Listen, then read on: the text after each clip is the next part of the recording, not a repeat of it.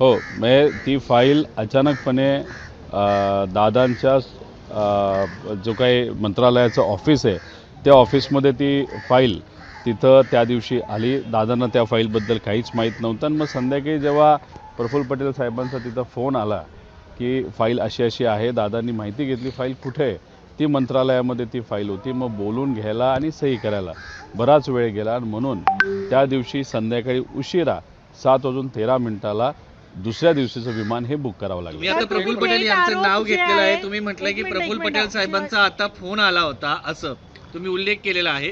पण काय एवढं म्हणजे भंडारा गोंदिया भागामध्ये राईस मिल म्हणजे एवढं काय त्याच्यामध्ये महत्त्वाचं होतं? थोड्या वेळापूर्वी तुम्हीच म्हणाला होता की प्रमोद हिंदूराव जे दादांच्या फार जवळचे कार्यकर्ते आणि पदाधिकारी आहेत, त्यांनी स्वतःहून सांगितलं की प्रफुल्ल पटेलांचा फोन तिथं आला, त्यांची कुठली तरी एक फाईल तिथं होती, फाईल आणण्यात आणि सही करण्यात वेळ गेला म्हणून दादा जे गाडीली जाणार होते, असे प्रमोदरावच त्या ठिकाणी बोलत आहेत, त्यांना गाडीली न जाता त्यांना विमानाली जावं लागलं. त्यामुळे त्यांची लोकंसुद्धा आता बोलायला लागलेली आहेत. म्हणजे दादाच्या बाजूने कोणीतरी आज बोलतंय हे बघून खूप मनापासून तिथं आनंद झाला. कारण गेल्या 4 महिन्यामध्ये दादा एकटे पडल्यासारखे आम्हाला सगळ्यांना वाटत होते. काही ठराविक आमदार आणि काही पदाधिकारी हे मात्र दादांच्या बाजूने बोलताना आपण बघत होतो.